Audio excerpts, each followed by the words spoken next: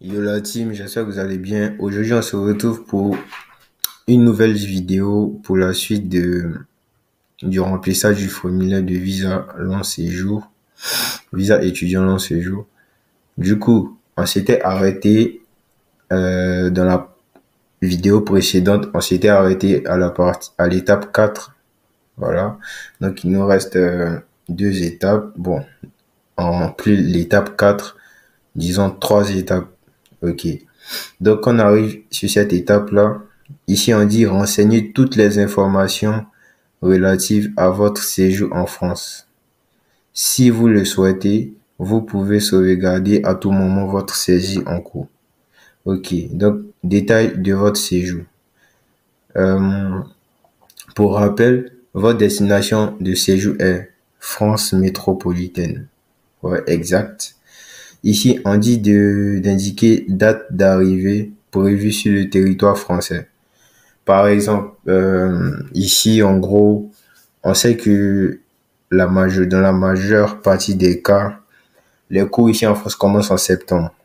Vous voyez? Donc, si tu sais que tu commences en septembre, c'est mieux tu dis, c'est mieux tu mets une date 2 semaines avant comme ça. Comme ici, le 12 août est passé, je vais considérer que moi, je rentre en octobre. Je rentre en octobre, donc je vais, si je rentre en octobre, je vais mettre que je veux arriver le 16 septembre 2024. Comme ça, le 16 septembre, quand j'arrive, j'ai le temps de me préparer pour la rentrée en octobre. J'espère que vous avez compris. Donc, pour ceux qui ont leur rentrée en septembre, vous peut-être prévoyez d'arriver soit, si vous voulez venir vite, vous venez soit en juillet ou bien août. Voilà. Ça, c'est à vous de voir. Ensuite, nombre de mois de séjour. Nombre de mois de séjour.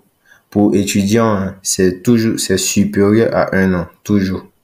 Vous mettez toujours supérieur à 1 an. Même si tu, tu as un master, que tu viens pour 1 an d'études, tu mets toujours supérieur à 1 an. Tant que tu viens en tant qu'étudiant, c'est toujours supérieur à 1 an. Ok. Vos motifs de séjour. On dit pour rappel, votre projet est études et le motif principal de votre séjour est étudiant. Numéro EEF. Le numéro EEF, en gros, ici c'est pas obligatoire, mais je vous explique. C'est le numéro que vous avez quand vous vous connectez sur votre compte Campus France. Quand vous vous connectez sur votre compte Campus France, le numéro qui est juste en bas de votre nom, c'est ce numéro-là qui est numéro EEF. Chaque pays, normalement, là où tu te situes, tu as Campus France et du coup, quand tu te connectes sur ton espace Campus France, tu as accès à ce numéro-là. Il est juste en bas de ton nom. C'est le numéro qui se situe en bas de votre nom. Donc, vous venez, vous connectez sur votre code Campus France et vous venez écrire le numéro ici. Pour mon cas, je vais pas écrire parce que c'est pas obligatoire. Voilà. Ensuite, boursier. Êtes-vous boursier? Moi, je suis pas boursier, donc je mets non. Pour ceux qui sont boursiers, vous mettez oui. Et quand vous êtes boursier, vous remplissez tout ça. Le nom de l'organisme, adresse, code postal, etc., etc. Moi, dans mon cas, je suis pas boursier, donc je mets non. Ensuite, euh, membres de famille. Voyagez-vous avec des membres de votre famille? Moi, je voyage avec personne. Je considère que je voyage avec personne. Donc, je mets non. Ensuite, sauvegarder. Sauvegarder. Suivant. Ensuite, on arrive ici, l'étape 5. On dit, afin de finaliser votre demande de visa, veuillez détailler toutes les informations relatives à vos contacts sur votre lieu de séjour. Ok. Ici, en gros, on veut que vous donniez des informations sur celui qui va vous accueillir, celui qui va vous accueillir une fois arrivé en France. Donc, c'est parti. On dit personne ou organisme d'accueil. Ici, je vous conseille de ne jamais cocher cette première case-là, la case qui dit une personne m'accueille, non, ne cochez jamais. Ne cochez jamais. Même si une personne t'accueille, même si c'est vrai que quand tu vas arriver en France, tu seras accueilli par quelqu'un, mais ne coche pas cette case-là. En tant qu'étudiant, je te conseille de venir cocher toujours la deuxième case qui dit une entreprise, virgule, une organisation ou un établissement m'accueille. Voilà, j'espère que vous avez compris. On coche toujours ici. Ne cochez jamais une personne m'accueille. C'est un conseil. Donc, je coche ici. Ensuite, quand je coche ici, coordonnées de l'organisation, entreprise hôte. Ici, vous allez mettre, on dit nom de l'organisation ou entreprise hôte. Le nom de l'organisation, en gros, vous allez mettre le nom de l'université qui vous a accepté en France. Du coup, c'est cette organisation-là qui vous accueille en France. Est-ce que c'est bien clair? Du coup, moi, je mets Université Évry. Vous mettez le nom de l'université qui vous a accepté en France. Moi, j'ai mis Université Évry parce que c'est l'université qui m'a accepté ici en France.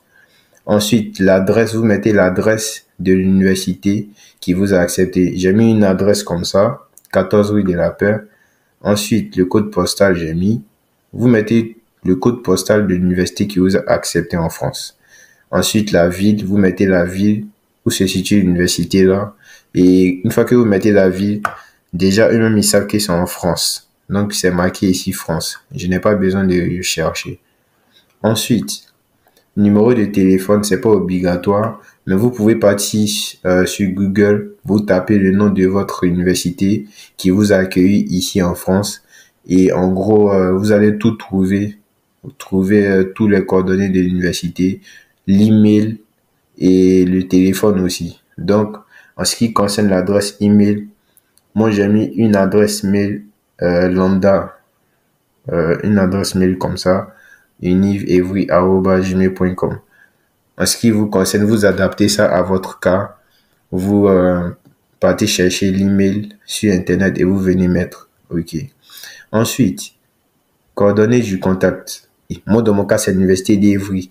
Mais vous, dans votre cas, vous mettez le nom de l'université qui vous a accueilli ici en France en tant que nom de la personne du contact. Donc, vous mettez le nom de l'université qui vous a accueilli en France. Ensuite, prénom de la personne de contact. Pareil, vous mettez le prénom de l'université qui vous a accueilli ici en France. Ensuite, l'adresse, vous répétez la même adresse là. Voilà, 14 rue de la Paix dans mon cas. Vous adaptez à votre cas. Code postal, pareil. Ville, Évry. Pays, France. OK. Numéro, pareil. Adresse mail, j'ai mis une adresse comme ça. Ensuite, une fois qu'on a coché la deuxième case, une entreprise, une organisation ou un établissement m'accueille, on descend. Si tout est bon, on descend. On vient maintenant sur financement des frais de voyage. Concernant le financement des frais de voyage, il y a deux cas. Soit vous êtes votre propre garant financier, c'est-à-dire c'est vous-même qui assurez vos frais de voyage. Donc, si c'est vous-même, vous cliquez ici. Vous mettez par moi-même. Ensuite, moyen de subsistance, c'est obligatoire. Donc, comment vous comptez payer vos frais de voyage? Si c'est vous-même, je vous conseille de mettre numéraire. Numéraire, ça veut dire que tu as fait un compte bloqué. Ensuite, si, en plus d'être vous-même votre garant financier, vous avez quelqu'un d'autre qui vous aide, vous pouvez mettre autre. Et quand vous mettez autre, vous mettez le nom de celui qui vous aide. Voilà, maintenant, s'il n'y a personne, vous ne cliquez pas sur autre. Ensuite, ça c'est quand c'est par moi-même. Moi, dans mon cas, dans ce cas-là, je vais prendre le cas où c'est quelqu'un d'autre qui est mon garant financier. Donc, si c'est quelqu'un d'autre qui est mon garant financier, je clique ici par un autre garant. Et quand je clique, on dit préciser lequel. Saisissez les noms et prénoms du garant. Si vous avez un, deux ou trois garants, vous mettez. Moi ici, je mets un nom comme ça. c'est le nom de mon garant financier. Je mets un nom comme ça, David Armand. Après, si vous avez deux garants financiers, vous mettez le deuxième nom. Voilà. Ensuite, moyen de subsistance. Ici, pour ceux qui ont un garant financier, je vous conseille le côté moyen de subsistance. Cochez toujours tout frais financiers pendant le séjour. Cochez toujours ça. Toujours. Toujours. Une fois que tu as cliqué, cocher la partie par un garant, par un autre garant, tu coches toujours tout frais financiers pendant le séjour. Ok, j'espère que c'est bien clair. Quand toi-même tu as ton propre garant, tu cliques par moi-même. Ou soit quand tu as ton garant, tu cliques par un autre garant. C'est tout. Ensuite, quand tout est bon, on sauvegarde et on fait suivant. On arrive à l'étape 6. On dit gagner du temps. La numérisation complète de votre dossier écourtera votre temps de passage lors de votre rendez-vous. Le jour de votre rendez-vous, merci de vous présenter muni de votre passeport ou tout autre document de voyage contenant au moins 2 pages vierges consécutives, originaux de l'ensemble des documents listés ci-dessous, traduits en français ou en anglais. En gros, ils disent le jour où vous allez vous rendre pour votre rendez-vous là. C'est-à-dire quand vous finissez de remplir le formulaire, vous prenez votre rendez-vous, vous devez vous munir de ces documents qu'ils ont cités ici, votre passeport, contenant au moins 2 pages vierges consécutives et originaux de l'ensemble des documents listés ci-dessous. Donc on descend pour voir les documents listés. Ici, c'est le document que vous allez présenter au visa. Maintenant, je vous explique cette partie-là. Cette partie, c'est le document que vous allez téléverser. C'est-à-dire, le premier document, c'est quoi? Photographie d'identité. Photographie d'identité, concernant la photographie, ici, ils ont dit quoi? La numérisation de vos pièces justificatives est facultative. Si vous ne souhaitez pas téléverser vos justificatifs, cliquez directement sur le bouton poursuivre en bas de page. En gros, c'est quoi? Si vous voulez pas mettre vos documents ici, c'est pas obligé. Hein. Vous voyez, ils ont pas mis étoile. Donc, c'est pas obligé. Vous n'êtes pas obligé de mettre vos documents de visa ici. Eux-mêmes, ils ont précisé ça ici. Donc, si vous voulez pas mettre, vous mettez pas. Mais c'est mieux de mettre toujours les chances de son côté. Donc, moi, je vous conseille de mettre les documents là. Normalement, quand vous venez faire, il y a d'autres, quand ils font le remplissage, ils n'ont pas forcément tous les documents avec eux. Donc, si vous n'avez pas tous les documents qu'ils demandent ici, c'est pas grave, vous mettez pas. De toute façon, ça va pas vous pénaliser. Eux-mêmes, ils ont précisé que c'est pas obligé. Mais, tout compte fait que je vous conseille de mettre. Si vous avez tous les documents qu'ils demandent ici, je vous conseille de mettre. Maintenant, si vous n'avez pas, là, ça va. Là, vous partez avec les originaux et photocopies le jour du rendez-vous. Donc, je termine. On dit dans ce cas, merci d'apporter les originaux et photocopies de l'ensemble des documents listés ci-dessous. C'est-à-dire quand tu n'as pas mis tes documents là ici, là. Si c'était parce que tu n'avais pas tous les documents qu'ils ont demandé ici, ok, on est d'accord, tu n'as pas mis. Maintenant, le jour du rendez-vous, on te dit, va avec tous les documents qu'ils ont cités ici, là. Va avec les originaux et les photocopies. Tu te présentes avec ça le jour du rendez-vous. C'est obligatoire. Mais ici, c'est pas obligatoire de remplir. Je répète encore une fois de plus, c'est pas obligatoire. Quand même, je vais parcourir un peu les documents qui demandent. Donc, ici, on dit photographie d'identité. Si vous avez votre photo, vous mettez. Et en gros, la taille ne doit pas dépasser 2 mots mégaoctets. Ça ne doit pas dépasser. Et le format autorisé, c'est seulement en format PDF. Voilà. Ensuite, si vous êtes titulaire d'un document de voyage officiel, présentation obligatoire d'une note verbale. Donc, votre document de voyage officiel, c'est quoi? Votre passeport, donc vous mettez votre passeport.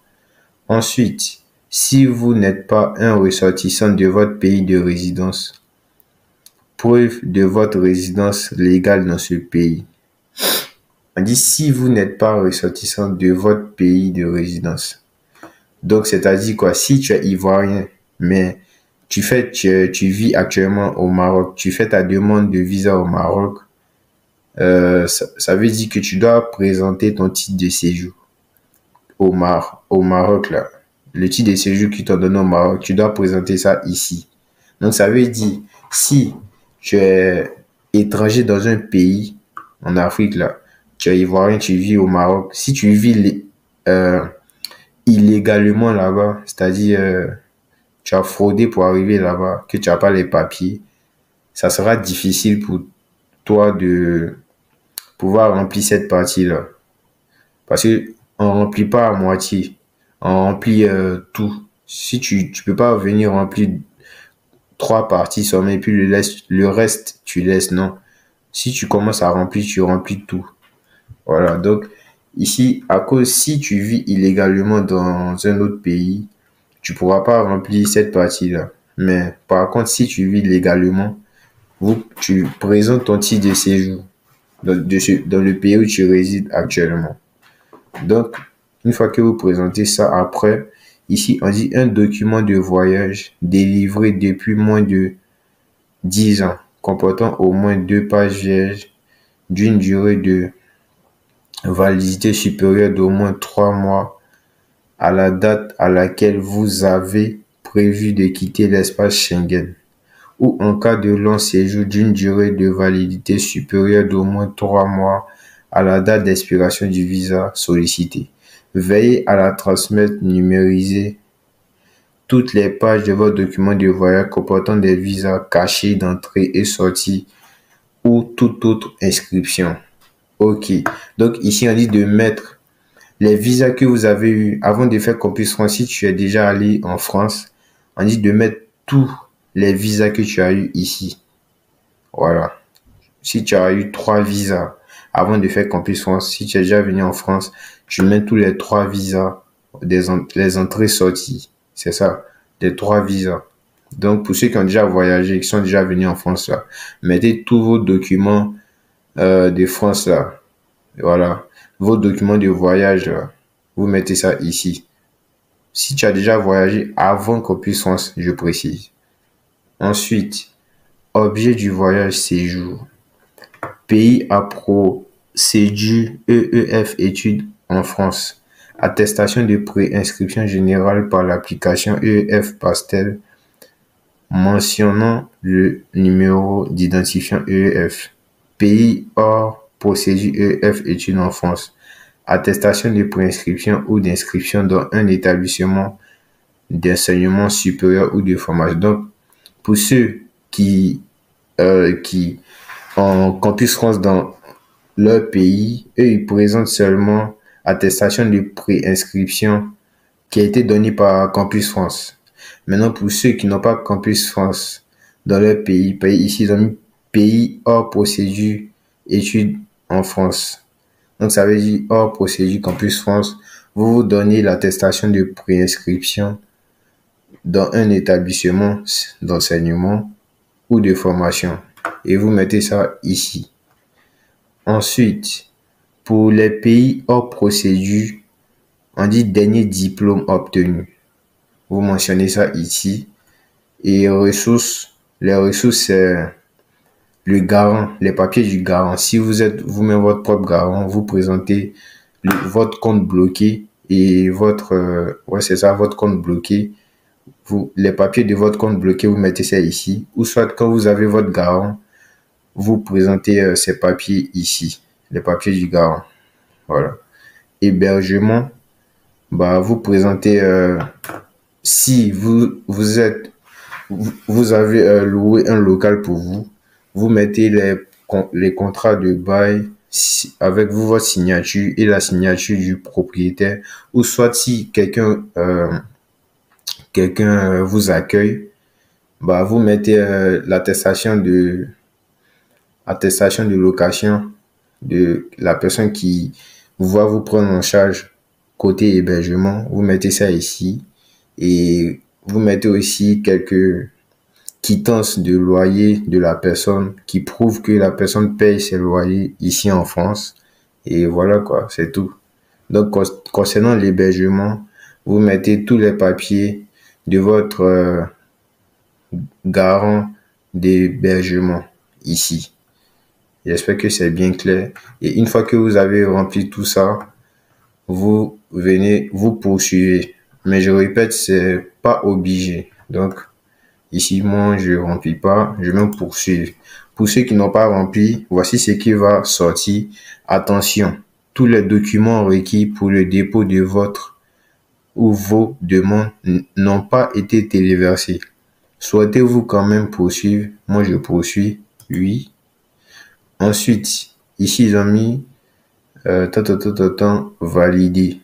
Donc, c'est bon, on a validé. C'est tout.